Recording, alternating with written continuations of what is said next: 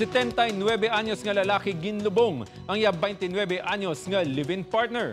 Motibo sang krimen ginapasuni wala sila nag-intindihanay. Yaring report.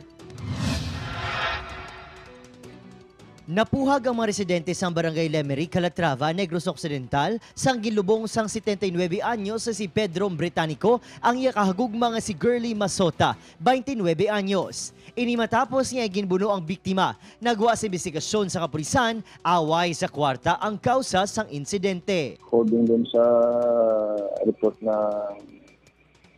nasagat natin, more on away lang dito ng nagkaligin.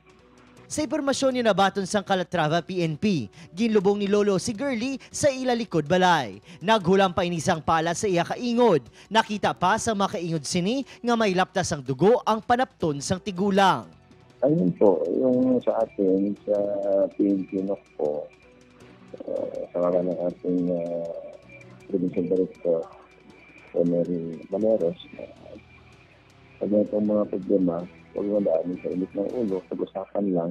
Nakita sa crime scene ang 3 kalata nga nagserbi alkansiya nga may unod masobra 200 pesos. Nakaagom sang madamo nga buno sa lawas ang biktima nga gintunaan sang iya kamatayon. 3 na katuig nga nag-live-in ang tigulang nga suspect kag biktima. Upod si Reynald Castillo, Adrian Prietos.